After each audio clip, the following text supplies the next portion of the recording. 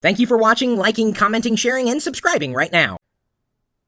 We are going to go ahead and broadcast live on YouTube. Once again, thank you for joining us. Looks like everybody is here, at least according to the live comment thread that I see on this YouTube page, if you happen to be watching the video live on this YouTube page.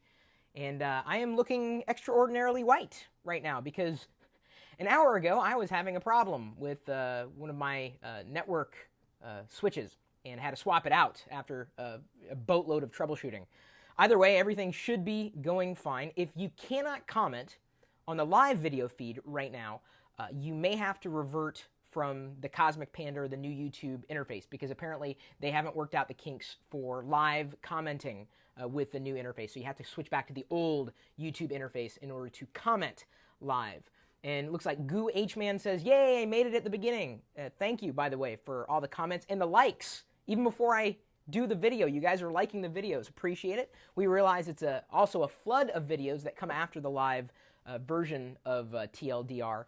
But we're doing that so that we're satisfying both parts of our audience. The part of the audience that just wants to hear it in one clip, that wants me to go in depth, and the part of the audience who only wants to see one particular segment or another. So we're trying to make everybody happy, and I realize that can be really difficult to do at sometimes. Aaron Legend says, sup, or lunch, because we just passed that an hour or so ago, although I skipped it. I am going on fumes at this point in time, thank you. Hopefully the audio is coming across okay. Today we're trying to use the Lav, which I reviewed in an earlier TLDR, and of course we've written an article about that as well. That's what I'm using. You can see it, the little black thing. It's not a booger. Although if I had black boogers, we'd have a completely different problem. The best time on YouTube, says Mr. Tech Cafe 42. You know what? I agree with you. We do have some stories we want to go through. If anybody has questions, feel free to ask them at any point, because that may turn into a separate video because you're kind of participating as we're doing it live.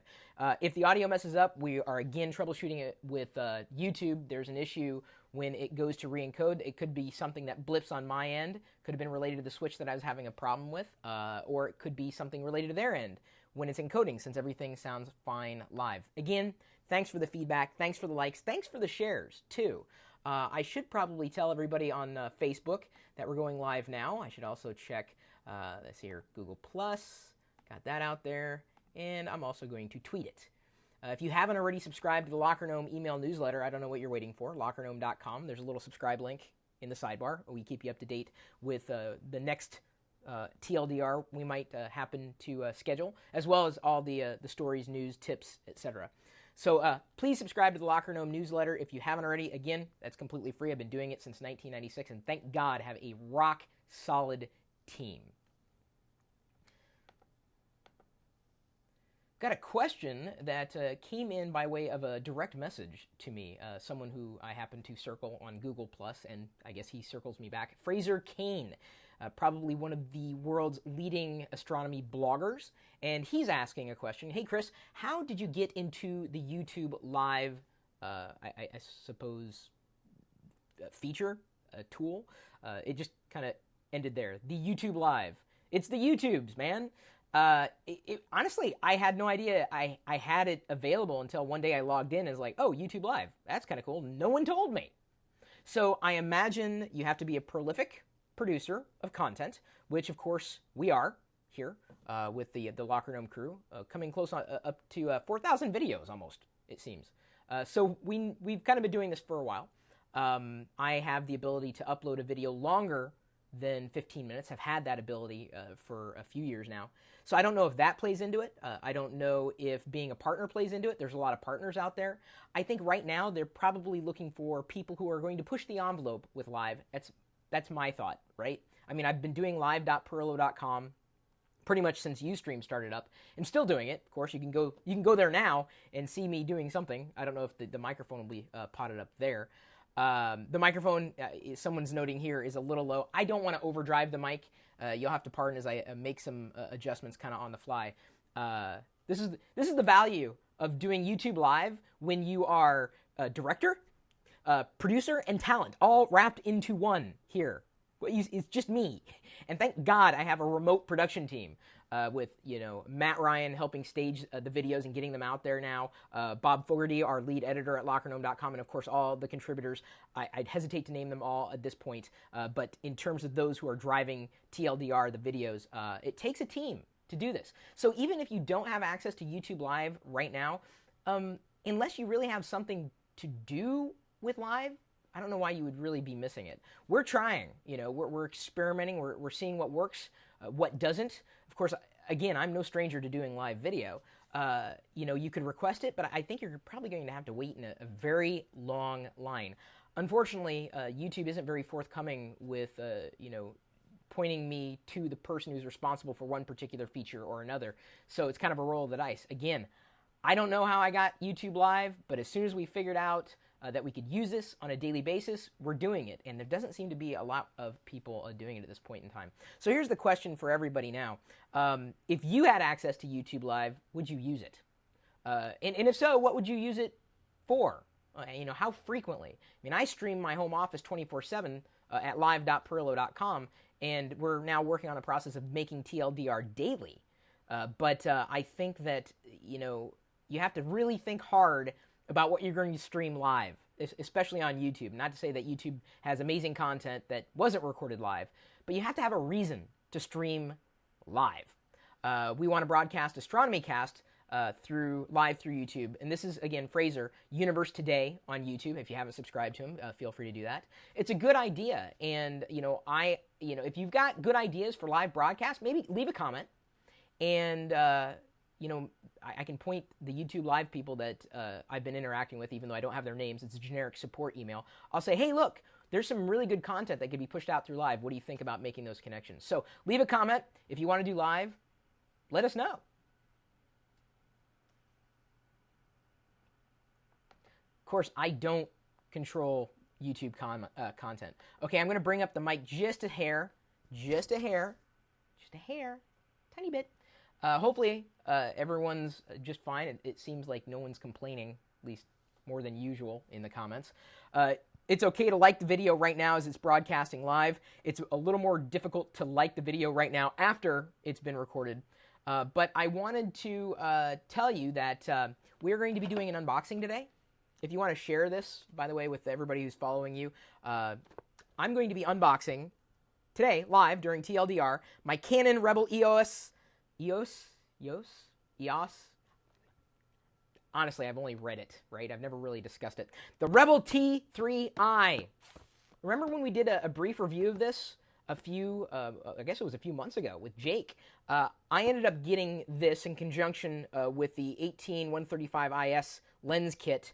I got it for a pretty good deal, and posted that and shared that link on the Google Plus channel, as well as on Facebook and Twitter, and other people ended up buying the same thing. I saved a good amount of money with this, and I've been wanting to get it, if only because I wanted to record higher quality videos. And so we'll be unboxing this. I don't know if I'll start using it right away, but there you go, a bonus for those of you who are tuned into this particular video feed. I'm going to go ahead and set this back here, because all the video clips that we do, this is going to be the funny part, the video clips that we do, people are going to ask, oh, is that a Rebel? When does Chris unbox it? See? So you guys kind of get a sneak peek. Okay, so now let's go ahead and now that we've answered a question directly from the audience, let's look at what Spotify is doing. I don't know if you guys had caught the announcement, and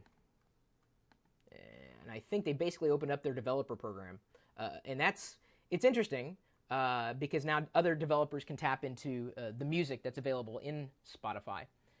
So let's do this. I'm gonna get, oops, sorry about that. I think I accidentally disliked your comment, someone's comment. Didn't mean to do that. I like everybody's comment for the most part. Chris, unboxing juice. Kind of. Diana was very kind. She's kind of a part of the production crew as well, to make me some eggnog tea. Perfect, hun. Honey? Guess she's gone. Hopefully I didn't upset her.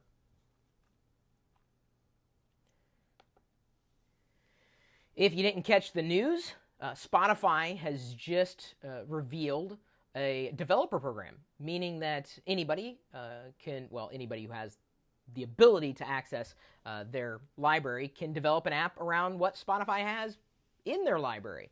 This is interesting, if only because now you theoretically could create your own experience, your own audio site, your own audio app, your own audio something based on Spotify through their developer program. But here's the thing. I met with someone from Spotify when I was in Germany last year, keynoting CeBIT, and I said, hey, when are we going to get Spotify in the U.S.? Up until the point when Spotify launched, I was a Rhapsody subscriber, and am no longer a Rhapsody subscriber. I'm not paying Rhapsody. I'm no longer a Spotify subscriber. I mean, in terms of a premium subscription. And I had toggled something where I got 3 months premium, which would allow me to listen to Spotify on the go, as well as on the desktop. And that was the thing, is like, I'm usually here. You watch the live feed at live.pirillo.com, and I am listening to music here. So I don't have to pay to access that. Yes, I have to put up with ads, but it's not really that big of a deal. So Spotify is opening their program. They're doing something different, but I'm still using Pandora. I was a premium member, but I'm no longer paying for that.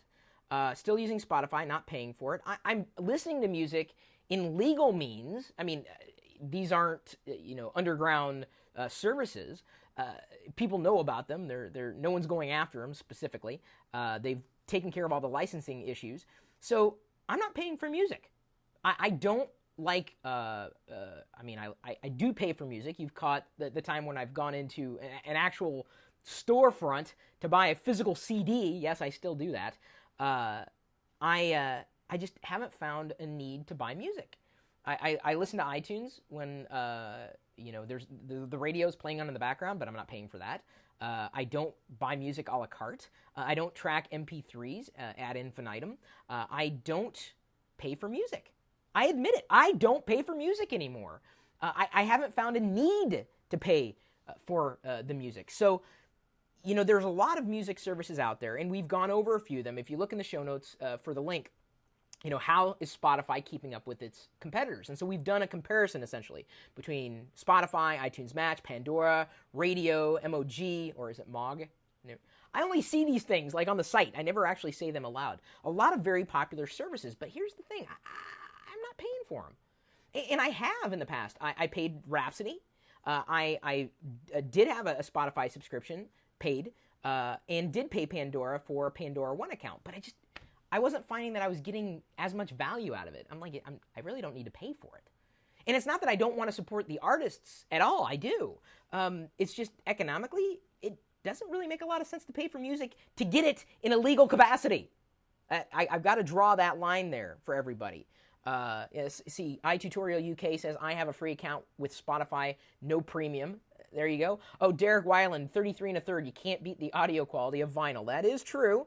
S4MTW, what's better, MP3 or WAV? It depends, really. MP4 or MP3, could be clipped. The waveform could be, it could be incredibly large. FLAC would probably be closer to something that you would want to use with a lossless audio. Hey guys, this mic isn't low at all. It's perfect. Thank you. I appreciate the audio feedback there, since we're talking about audio there. So there's the news. Spotify's opened the program. Are you using Spotify? If so, why? If not, why not? Are you using another music subscription service? And are you paying for it? Or are you using these services and not paying for it at all? I'm not doing anything illegal. I don't condone any illegal activities. I'm agreeing to the terms of service. I listen to the music. I listen to the ads. I watch the ads. I mean, I'm playing along. I'm doing exactly what they've asked me to do. And I'm fine with that. Noe Hillel, hey, what's going on, Noe? Haven't seen you in a while. He says, Chris, do you still listen to 8-Bit? I absolutely do. Still love it. 8-Bit Peoples is probably the definitive 8-Bit music repository for chiptunes on the internet today. Why buy? Vivo. That's what O Haruka says. It's good. And Wisecatch mentions you can just use YouTube for music too. That's absolutely true. So let me know what you think. Take a look at the article. We did our best to compare between them, so if you're trying to make up your mind, we may be able to help you further.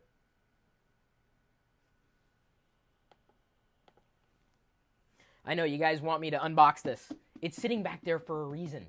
It's sitting back there for a reason. I'm not going to unbox it, though, until we reach 250 likes. Actually, I'm not asking you to like the video. I'm just saying that's the general benchmark of where I want to be, so I know you guys are actually paying attention. I don't know. As far as I know, many of you guys are Nikon fans. Ultimately, it was a good deal, and I've been a fan of Canon for a while. Sorry about futzing with the microphone there. I had to move it around. Groove Shark. The problem with Groove Shark, and I didn't mention this in the video, is what they're doing is a little snaky. I like the ease of use of Groove Shark, but it's not all on the up and up. All right, Last.fm's another one. Let's go ahead and move down the list of things to talk about. We've got a possibility of this page has insecure content. All right. I use Google Chrome. I've been using it for probably a year and a half now. It finally got to the point where it was fast and stable, and it had the features that I want. In fact, my number one favorite feature of Google Chrome, and you guys may disagree, you may have another number one feature, you're free to comment, is the ability to sync everything across sessions. Whether I'm using a Mac OS X or Windows or whatever, I can synchronize just about everything. And I love that. I mean, including applications. So recently, Google's done a pretty good job at letting you know when a web page is loading insecure content. Now, I don't know if that means that the content lacks self-esteem, which is a possibility. I mean, you could be reading a page that's very emo in nature. You might be emo. This is my version of emo on the fly there. It's supposed to be my hair. I make a horrible emo. Oh, I'm emo, all right, just not that kind of... Anyway, there is a warning message that may pop up towards the top. It says, warning, this page has insecure content. If you are looking for a way to stop this from, let's say, always loading every time you go to Gmail or a particular web page and you can't figure out why, it could be an extension. So the easiest way to troubleshoot this is by opening up the console. And we've, again, if you look in the show notes, we've got a link to, it's got the full description of exactly what's going on, why they're doing it, why it's important, and most importantly, how exactly to disable it. Using the console, you're going to be able to save yourself some headaches. I would say that most of the problems that I experience within Google Chrome are not caused by Chrome itself, or really any other web browser that I might try. It's usually the extensions that I have installed. They're doing something that they shouldn't do. Extensions aren't perfect. So you could go through using the console. I don't know if you even knew this. Go through using the console and identifying what is not using an HTTPS connection or what's loading by way of insecure practices. And based on that, you may discover it's likely an extension. And if it's not, you may want to contact the site owner and say, hey, you got some mixed content here and Google Chrome ain't liking it. And that's actually a good thing. You would rather have the entire session encrypted than half in, half out. It's generally safer. It's the way to go. So go through the console as we've outlined in the link. Feel free to share the link if you know of anybody else who uses Google Chrome. And if you don't use Google Chrome, that's fine. I'm not saying you have to. OX14JF says you can on Opera as well. I never really liked Opera. Wasn't really a fan. Explorer is not. I use IE9. It is fast. Chrome is slow like Firefox and Opera. Says Cool Mario Dude. IE9 is fast because of the optimizations that Microsoft has made. They have done an amazing job. I would say Safari on Mac OS X is as fast as IE9 is on Windows. Just FYI. I'm hoping that Google Chrome is going to work on optimization at some point. Hopefully make it easier for you to troubleshoot some of these issues that you see, the insecure content thing that they got going on there. At least now the power is in your hands. We're very happy to have created this bit of help for you. If you have any questions that we might be able to address in a future article, drop me a line, chris@pirillo.com. We're always looking for good article ideas. That could then turn into videos here on YouTube. What is the line? What's with the line down the video? There's a line down the... I don't see a line down the video anywhere. Does anybody see a line down the... It's a little frightening. I can't turn the microphone up without, really destroying everybody's ears. I could try. The issue is that it's actually a mono mic, and even though I'm broadcasting in mono, if I raise the decibel level too much higher, it could make your ears bleed. That's not a good thing. What is that LED thing behind him? These are Tix clocks. I've talked about them so many times. So many have purchased Tix clocks based on what I have here. It looks like the Starship Enterprise, doesn't it? Each browser has its pros, says Light Switch Larry. Absolutely correct. Safari's pretty fast on a Mac. I agree, especially in terms of rendering. Camera unboxing, Patrick the Geek. We're getting there. Don't worry. Don't you worry your pretty little head. Some people say that Apple products are expensive. It could also be said that other products are just cheap. It just depends on how you look at it. And it's not that the glass is half full or half empty. It's always half full. Whether it's half full of liquid or half full of air, either way, it's still all the way full. So when you want to, say, buy an Apple product, but you don't have the money to spend, what can you do? Because this is a question. People ask, I want to get an Apple product, but I don't want to spend that much money. That's fine. Your prerogative, right? You know, you can decide what you're going to spend your money on, just like I'm going to decide what I'm going to spend my money on. So have you considered buying Refurb? You can save a substantial amount of money on anybody's products if you buy Refurb. I almost got, it was a slightly older Android tablet. It was like right around $130. And granted, it was running Gingerbread. But I thought, $130, that's pretty nice. It was Refurb. I was like, this is worth a shot. But then they announced the Kindle Fire. And I was like, yeah, I think I'm going to go with the Kindle Fire instead. So this isn't about one manufacturer or another. Granted, the title is basically how to get Apple products cheaper. It's possible, but you got to buy Refurb. Have you even thought about that? Or, this is what I've done in the past. If I wanted to upgrade a digital camera, we'll be getting to the unboxing in another video, unless you're watching it live, in which case it'll be later in the live video.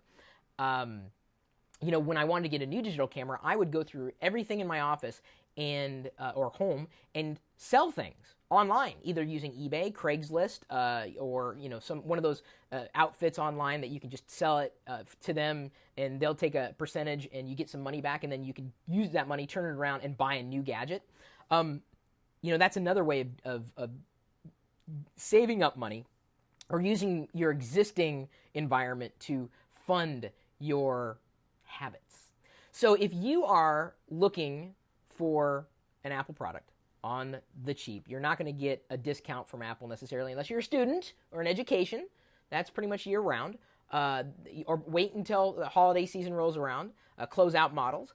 You could buy through third-party vendors. Sometimes you can get those really cheap, actually. It may not be the latest and greatest, but even if it is like the latest model, look at Refurb. We've outlined a few reasons beyond the ones that I've explained here on why you might consider going with a Refurb Apple product this holiday season to save money.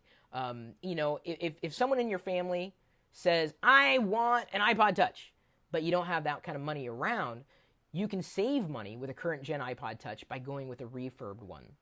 In many cases, you're never really going to know what was refurbed, or you're never going to run into the same issue with the refurb model. So let's see here. I'm just going to read some of the comments here. Hopefully that we're on par with what everybody's thinking. Hollywood Lights 1992. I use an iPad 2 personally. I don't think I could ever switch to another tablet. It's just so nice. That's relative, right? Some people, everyone's got a different choice. The bottom line is, if you want to save money on Apple products, you know what to do. I've already explained this. Like, how many times in this video already? Is anybody going to count up how many times I've said it? Chris, I sent you an email about selling refurb items. Did you get it? Says Teen Ninga. I probably did. Right now, I'm not checking my email, though. I gave my phone upgrade to my kid. I purchased my used phone off of eBay. See, there's ways to save money on products. You don't have to always buy new. I don't know why everybody thinks that. You can make an expensive product cheaper by going that route. Doesn't make the product less of a quality product. I'm trying to think of the words here. It doesn't make it a cheap product. It just makes it more affordable for you. It's not a perfect world, but I tell you, that's it's just some options that we've outlined to help save you money this holiday season. If you have any other holiday saving money tips, feel free to share them. I'm sure I didn't even have to invite you. You probably did it anyway. No hate, please. Just don't hate this. If I want a Mac, I build a PC, only 500 pounds with the same specs. I always buy refurbs. That's true. No line down the video. Okay. 10 web developer Firefox add-ons. Yay. That's what we're going to dive into next. By the way, is everybody good now? Everybody good? Where's everybody calling in from? I know you're not calling in. I think I'm going to sneeze. Hang on. I'm about to sneeze. Tell me where you're viewing from. Don't they say, like, look at the light and it helps you? You're not really calling. You're viewing from somewhere. From all around the world, I assume. Some people, I'm sure, are staying up, like, well past their bedtime. Okay. Take another sip here. Remember the color changing mug from a while ago? Look at that. I have cold lips. Don't they say cold lips, warm heart? Linux or GTFO? Well, that's according to you. And you're fine, if you want to use that, but I'm not gonna use Linux. Virginia, AJ Fishman, Ontario, Canada, go Canada, Mr. Haunt 69, Morelia, Mexico, Morelia Man, nice. UK, a couple UKers, Naffy 101 and Teen Ninga, and let's see here. How was your day? Says Gagon 363. It was okay to this point. Moving along, thank you for the shout outs to tell me where you're viewing from, because you never really know where people are watching. I can't guess. I can only read usernames at this point in time. So let's see here. We've got Firefox. I don't even know how many of you guys use Firefox. I've been creating web pages since before I even saw what a web page looked like on a graphical browser. My first homepage was viewed in links. It was optimized for links, this text-based browser, which you can still get, by the way. They're still actively developing links, believe it or not. And I could create real links. Now, links, the web browser is LYNX. Links to something else, it's LINX. Oh, I'm sorry, LINKS. Okay, enough of the spelling lesson today. Either way, I was having fun in creating this page, and I learned HTML tags. It was pretty simple. And, was able to create web pages. A lot of people were able to create web pages. Back in the day when the term webmaster actually meant something. Not so much anymore, though. When you say you're a webmaster, it kind of dates you. And you're probably not getting many dates either. But now, if you're going to be a web developer, it sounds like a more professional term, you have to be able to understand and troubleshoot HTML, the basics, as well as advanced scripting, like by way of JavaScript. Did I say JavaScript? I think I did. I meant JavaScript. If anybody's mastered JavaScript, that'd be awesome. Someone should make a JavaScript library called JavaScript and just make it Star Wars calls and everything like that. You can Star Wars up your page by including CSS. That's another thing you have to... So there's all of this, stuff, for the lack of a better word, that you have to figure out how to navigate through. And there are tools that can help you. And granted, most web developers have one web browser they love. It's typically not Internet Explorer. But if you have Firefox, and you may love Firefox, it's fine. But even if you don't love Firefox, I think you'll love the 10 extensions that we've surfaced. And they're actually quite nice. If you are a web developer, and just, again, I'm very grateful that Creighton Miller, someone who's in college right now, I don't know if he's, as I'm doing this video, in college, there's an extension called Web Developer. It's kind of an obvious name. Measure It, if you're not already using it. Firebug, naturally. CSS Usage. There's a good one for you. Colorzilla, HTML Validator, and Page Speed. And the list, there's a few more on there, including IE Tab 2, for those of you who still have to, and I think web developers do have to look at Internet Explorer. Will Internet Explorer 6 just die already? So, page speed. This is something that I wanted to talk about specifically because so many people don't think about that. You put together a web page with a billion elements, but that could weigh the page load down. And you could be losing visitors. Amazon's done studies. Amazon.com, as crappy as Amazon.com is designed, it's designed that way not designed crappily for a reason, but they optimize it. If their page is microseconds slower they lose sales. It's been proven. Page speed is so important. And if you're not looking at page speed as a web developer, you can master CSS and DHTML. And does anybody still use DHTML? Maybe that dates me a bit. HTML5, all the latest buzzwords. Think about speed. Optimize for speed. There's another great tool that someone's thrown in there, Grease Monkey. Although Grease Monkey's, you can use Grease Monkey scripts in Chrome easily. Grease Monkey's good for page level analysis or changing something that may be happening on one particular web page. I think these extensions are really full-featured, packed, and being actively developed. Some Grease Monkey scripts are as well. Check that out if you hadn't heard that resource before. There are a few of these extensions that work well for helping you make a better web page or website, either one. And that's kind of anymore synonymous with like a blog, changing the template, adjusting the template. But I would say above all else, master the CSS and the layout and all that, make it look good.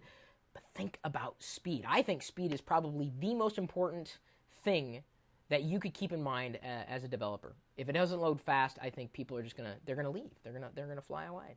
So there you go, a few helpful resources for you to try if you are in web development. Maybe you have another favorite that Creighton didn't list. Feel free to let us know. I put the Canon Rebel back here so that I could get to that at the end. Windows or Mac? Pardon me. I did that in the live video last time. I've been hiccuping, and someone said I should get that checked out. Really? Yeah. I may have active bile. I think what I have to do is probably cut down on the coffee. Yeah. I became mayor of my Starbucks today. Well, it's not my Starbucks. It's the Starbucks that's closest. Well, now it's yours. It is mine now. Indeed. Indeed. Oh, those tools are amazing, says Desad37. Thank you. Appreciate the nod. Okay. So this one's going to tick a lot of people off.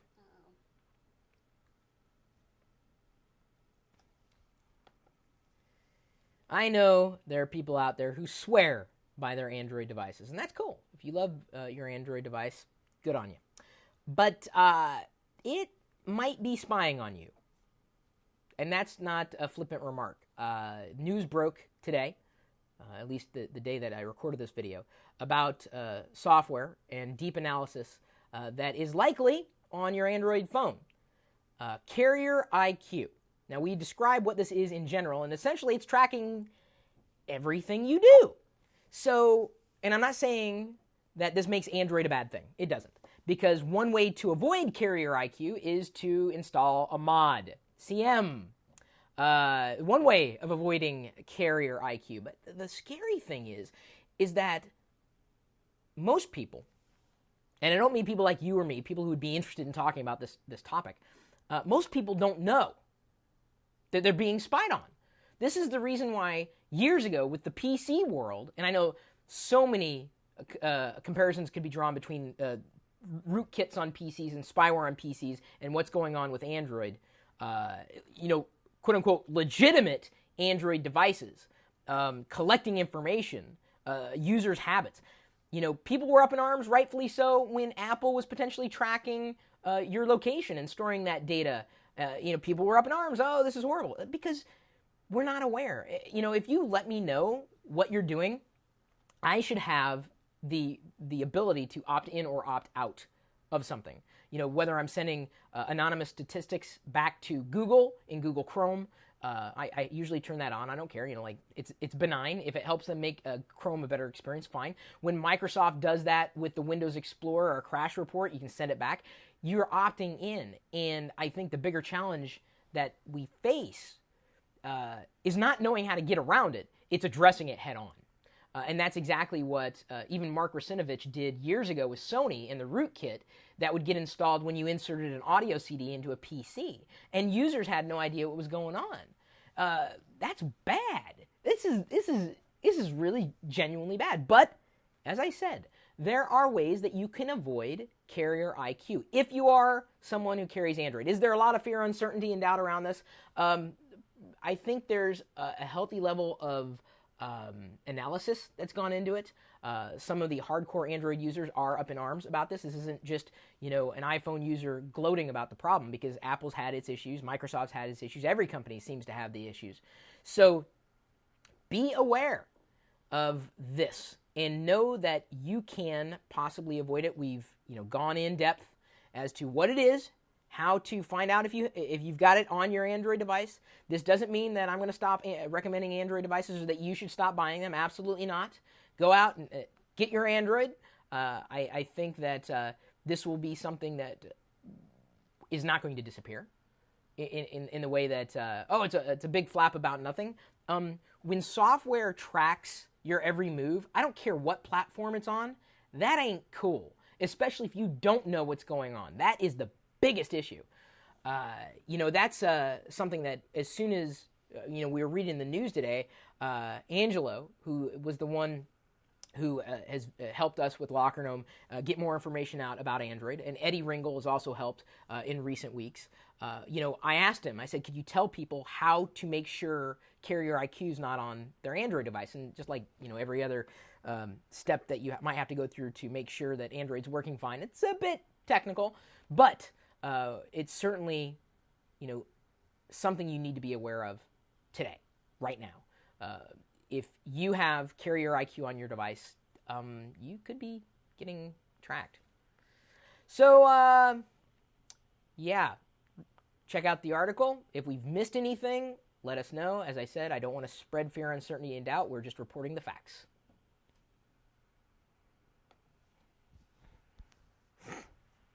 Okay, moving along. See, I told you, we've got a lot going on here today. Including this one, support developers and charities with the Humble Introversion bundle. This is interesting. So, I love this. Oh my goodness.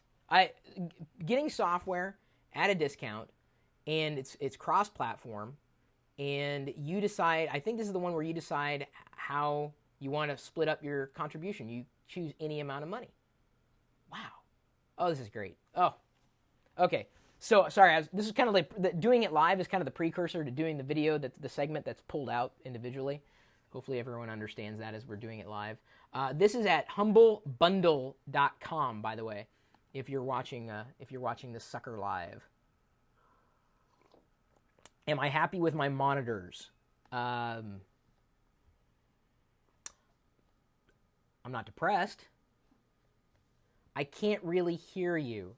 The microphone may be a little lower, but some people are saying it's just fine. Other people are saying it's not. I don't want to blow everybody's eardrums out.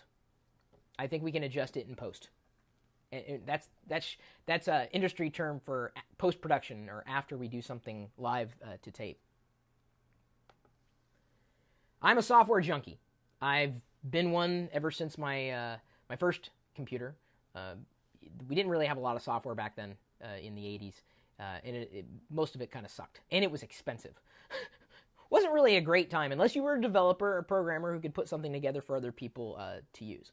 But I always love looking at new software, whether it's on a mobile device, a tablet, or a phone, or a desktop computer, Windows, Linux, Mac OS X, it doesn't matter. If it's cool software, I love it. I'm also a fan of buying software in bundles. And very frequently in the world of Apple, you'll have a handful of indie developers get together and put together a very valuable bundle and sell all these software titles for a discount. So instead of spending $500 on all the software that you might want, you can get it for like $50. That's a massive discount. And, I'm willing to buy that. I was like, yeah, that's a pretty good discount. It's kind of like a Groupon for software.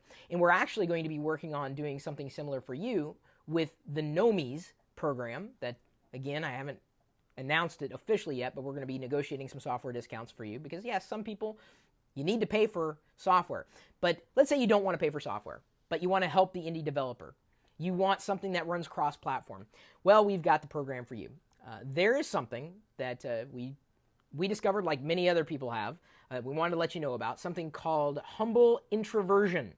And The link is in the show notes. You can click over there. And the Humble Introversion Bundle is a set of cross-platform apps that you can pay what you want to get access to. So these are games, if you're a gamer. We've got Aquaria, Crayon Physics Deluxe, which, by the way, is people who've played Crayon Physics Deluxe love it. I do know that. Uplink, Darwinia, DEF CON. Oh, you remember? Oh, I don't know if Wireless Packet's still watching today. He's like one of our communities. When I started doing live video, Wireless Packet was one of the guys that helped build everything, and it was fun. He was fun to have around. Of course, he got busy with doing work that wasn't the having fun. But DEF CON was one of those games that we all played. So DEF CON's a part of this bundle, Multiwinia, and there's a couple of others, I believe. Oh, wow. You also get access to the source code of Darwinia, Multiwinia, and DEF CON and Uplink. Wow. So if you're a developer, I guess that's a boon for you. You have the opportunity with the Introversion Bundle, the Humble Introversion Bundle, as... Let's see, how many people have purchased so far? 157,846 as of the time of this recording. You have 5 more days as of the time of this recording to get these games at the price that you want. And you can basically it's a sliding scale. This is a great way of donating money and getting something in return, software. So if you want to fuel indie development, cross-platform games, DEF CON is a big one. People love that game. I know that one as well. So I'm just not playing it at this point. I'm probably going to buy it after we do these videos today. Oh, when did the shirt turn into a V-neck? Sorry about that. Apparently I need tape in between my nipples there. How's that for a bonus right in the middle of the video? So we've written an article really explaining a bit more about this and why you want to do this. Don't just cheap out on these guys. I mean, they spend a lot of time developing games that are fun, and they're doing it in a way that they're not saying, here's the price you get it for.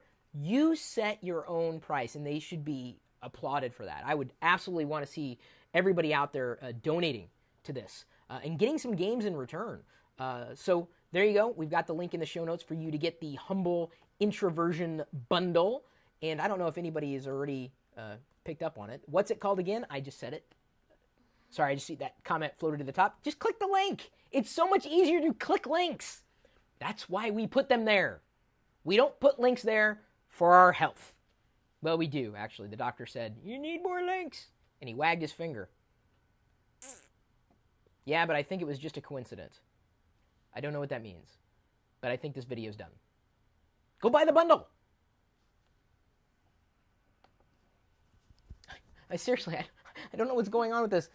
This is upsetting me. I don't want a V-neck. Sorry if the audio is like... Hopefully we haven't hiccuped yet. End of line. Tweeted the EOS T3i unboxing. Oh, okay, so we're ready for the unboxing? Are we ready? Who wants to see the unboxing? Do you like this video? If you do like this video, we appreciate the likes. If you want us to do more live videos, we appreciate the likes. We appreciate the shares. We appreciate the subscriptions. We appreciate everything you do for us as a community. Subscribe to the Locker Gnome newsletter. Have you done that? Have you done it yet? You would have caught these announcements ahead of time, or some of them at least, or at least the articles that we've pushed out over the past day. That's nipples. Oh, yeah, they're repeating what I said with the nipples. Boy, this is it's really driving me nuts. If you see, honey, I'm asking my girlfriend, Diana. You said you were going to appear in this video today. You did say that. The live video. When this starts going to a V-neck, mention it. Say, honey, you're V-necking. You're V-necking, hon. Just can't, it just annoys me. I didn't put on a V-neck. These damn things. I just need a tape on the inside, I think is what it is. Just tape it, and that way it doesn't pull down. I don't know. Maybe you guys have other tips. Someone says, get Diana to join you in unboxing. Do you want to join me in the Rebel EOS? EOS? Is it EOS or EOS? I genuinely don't know. I don't hang out with photographers, at all. Okay. I'll join. Oh, you are going to join? Yeah. Someone was even asking, get Diana to join. Do you want to pull up pull up a little stool? I think that's what we did the last time. You may have to move the Lego boxes. Okay. There. The mic is causing the V. Yeah, I know the mic is causing the V. Let her unbox it. Be nice. Let me unbox it. I don't know about that. Have her sit on. Oh, that was mean. What? It was dirty. Actually, they made a dirty reference. Can I sit on the other side of you? No, it's probably gonna have to be on this side. Okay. But I can. There we go. Pull up a chair there, sweetie. Okay. There you go, guys. You got what you wanted. Do you like that Diana's here? Hi, everyone. Look at that. Look at that. I got a haircut. And she got a haircut too. That's right. A couple days ago, as a matter of fact. So let's go ahead. I'm going to hit record. So we've got for posterity, and we're going to go ahead and roll forward with the live unboxing. A live unboxing of my new Canon Rebel T3i, or the Rebel T3i, or the T3i. Is it EOS or EOS? I really don't know. I don't hang out with that many photographers. I just know that a lot of them happen to like the T3i. And you might remember a few months ago, Jake brought his T3i over here. Do you remember when he brought that over here? Just to kind of show off a few features, talk about some of the features. And this weekend, during Black Friday, Amazon had posted a deal for the T3i. And I've been wanting a DSLR forever, and I hadn't had one. I wanted to do it specifically, or get one specifically for the ability to record higher quality video. And so hopefully I'll be able to do that. Now, the lens that I got with this is an 18-135 IS. That's the kit. That may not be the best lens for recording video with the T3i, but if there's a better lens specifically for video, let me know. The reason I got this lens, because people are asking because there's different kits, is because this is more of a walk-around lens, like for every day. You're not going to get, extremes on either side, but it's just kind of something that will work on both sides. Is it a perfect lens? No. Was this affordable? Absolutely. I saved hundreds of dollars. In fact, when I posted the link on Google+, I know of 3 other people in that thread who bought the same deal. It was that good of a deal. Free shipping with Amazon Prime. Very, very happy with it. So as I've been teasing in today's live video pretty much the entire time, as well as the videos that we had recorded within this set, I was going to unbox this live. So even if you don't like Canon, hopefully you like the live unboxing and the fact that we got Diana to join us. Oh, baby. Are you going to play with it too? Yeah. You give it a good whirl? Because really, all I've used to this point are point and shoots. So look at that, HDMI. Although I don't really use HDMI a lot anymore. I never really plug anything in unless it's always plugged in. I mean, it's easier to plug it in, but normally everything that I do is kind of on the go. And I upload it, and hopefully we'll record a higher quality video to test it. So stay tuned to the YouTube channel for a variety of tests: indoor test, outdoor test, different tests with this lens. At least I don't have any other test. Is Diana a model? Someone asked. No, but I think with this camera we can do some glamour type of. You can just pose and then we can take the picture here. So let's see here, 18 megapixels. Nice CMOS sensor, of course. It goes all the way up to ISO of 6400. I don't know if I'm going to use that extreme all that often. Full HD, 1080p recording. And the thing that I happen to like about this particular model over the T2i is the swivel screen. I've used that so frequently when I had older digital cameras. Instead of a digital camera that has the flat LCD screen on the back, if I wanted to shoot from on high or down low, I'd have to look directly at the screen to know that I was capturing the shot. This is something I'm going to have a lot of fun with. Yeah. And Diana will as well. Someone's asking, where's the juice? We have the unboxing juice here. Oh, yeah, here's mine. These 2 mugs were made through our Zazzle store. We've got the color-changing Chris Pirillo mug at gear.pirillo.com, and the D mug. I made that, the D for Diana, because I made one for me, the C and D. CD? CD? Huh? Get it? Or DC. That too. Either way. All right, so I know everyone's all excited. Oh, what's going on with the unboxing? What's going on with the unboxing? I know my brother's been waiting for you to unbox this. Really? Yeah. So hi, Hector. You can say hi to Hector. So her brother has been following this channel since long before we were dating. Yeah. She's been following this channel since long before we were dating. Here, you want to come in a little closer? Sure. I may want to move the camera over a bit to make sure you're getting in here. Despite this being a Rebel unboxing, Rebel! Forget Imperial. That's a Star Wars reference. Yeah. She's the main attraction. Make no mistake. So we've got our, it looks like our registration card. Okay. It says, you're going to love the 50mm prime lens if you get it, and it's only $100, especially its depth of field. Okay, thank you for the recommendation, Deciad37. I appreciate it. I'm serious about recommendations. I'd like to try different lenses to see, what works, what doesn't as well. Got the instruction manuals, which I probably will pour over. We have, oh, honey, look at that. We've got an English manual and a Spanish manual. Yay. We can both read them? We can both read them at the same time, only, in different languages. We've got version 24.1 of the solution disk. I never really installed this software, though. The software instruction manual, which I probably will be downloading to reference. And, oh, here we go. We've got the strap. Kind of another advertisement for Canon. They did not pay for this. I paid for it with my own money. We have, it looks like, the mini USB AV adapter. So you've got your audio cable and your composite video cable. But again, this is also HDMI. Looks like this is a USB cable, mini to USB. Surprised they haven't gone to micro yet. I'm sure they will. AC adapter likely for not the adapter, but the AC cord. Likely for the battery pack. And I'm probably going to have to buy a few more of these. Where can I get cheap replacement batteries for this thing? Do you have any questions for the audience? Is there? Yes, I speak Spanish. Somebody asked. She does speak Spanish. I may have to repeat it because the mic is here at this point. Yeah, talking to my chest. All right, here we go. You want to pop the bubble wrap? That freaks out the dog. Yeah. I'm getting everything out of the box here first before we, because it is an unboxing after all. And don't worry, not like with the iPad 2. I'm not going to read the manual. That'd be crazy. I just want to see if I'm missing anything here at this point. No, not really. It's just calling out a few of the features. 9-point autofocus. Oh, and it comes with a feature guide too. That's cool.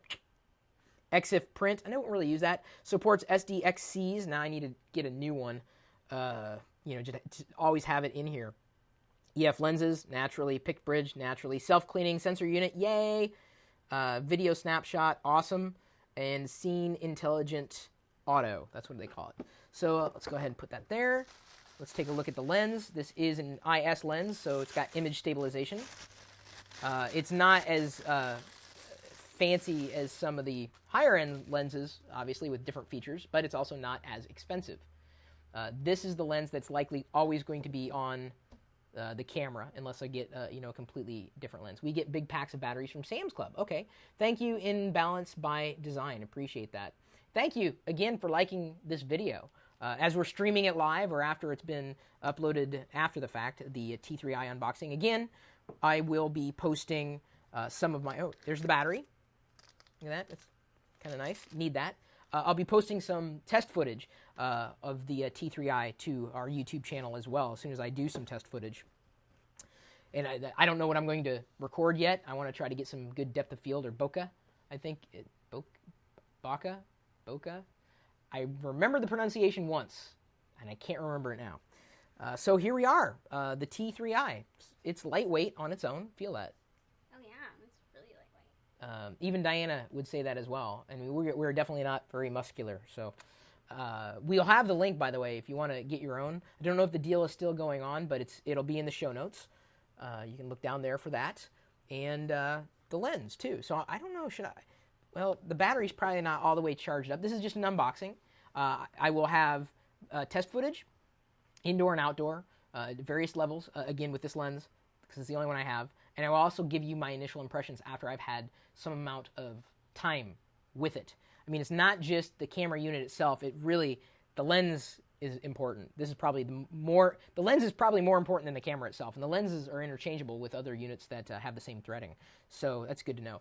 The primary reason that I wanted this, again, was number one, to shoot video, but this is the feature that sold me. I know that sounds crazy, but that swivel screen, because you can be at any angle and still see exactly what you're focusing in on. Of course, you could use the viewfinder as well. There's advantages and disadvantages of each one of them. Pretty simple features. I don't know if there's a direct, press this button to start recording video at this point in time, but a lot of our video recording will be done by way of tripod and, hopefully getting some good depth of field with the focus. So any other Canon fans out there? Cool. If you got any tips and tricks to share as I go through the testing after now that we've unboxed it, feel free to drop me a line. I'm not all about spreading hate. It's not about one camera being better than the other. This was my money. This is what I decided to spend my money on. Looking for good lenses specifically for video. And, wow. Yeah. Oh, yeah, and of course the tripod threading. That's important for any camera. Green tea is good for you. I don't know why someone would comment on that during the live video feed, but cool. Diana looks like she doesn't care. Do you care? Yeah. She cares. I care a lot. She cares a lot. It's crazy. So thanks again for watching this, and stay tuned for the next live show that we happen to do. I think that's we've covered all our bases here, unless I'm completely mistaken. I really want to try this. I want to get that charged up and going. Very lightweight. Yeah. Rugged enough for me. Of course, I'm not a very rugged individual. So now I'm going to go ahead and wrap up the live video feed so that I can play with my new toy that Santa Chris got for himself and read the manual. That's going to take a while. It's going to take a long while. What camera am I using to stream on YouTube? This is an HV40, $719 on Amazon right now. Cool. Canon tip, always make sure the gunpowder is dry. It's funny, dude. I got a Canon 400D Rebel XTI. Is it 400D or 40D? I thought it was a 40D. We all care. Oh, sure, I catch the last 5 minutes. Haha, that's okay. We're streaming live again tomorrow, as we will every weekday. You can check youtube.com/live for the upcoming feeds you can subscribe to in your calendar, or subscribe to the Locker Gnome newsletter, lockergnome.com/subscribe if you haven't yet. Of course, you can subscribe to this channel, too. Follow us on Twitter, @Chris Pirillo and @LockerGnome, Facebook.com/Chris Pirillo. Also, happen to be on Google+. So you might want to follow us there as well. Do it live. What do you think we're doing now? And I think there will be an annotation somewhere over there that'll say next live video show. That'll link off if you're watching this video after it's been live.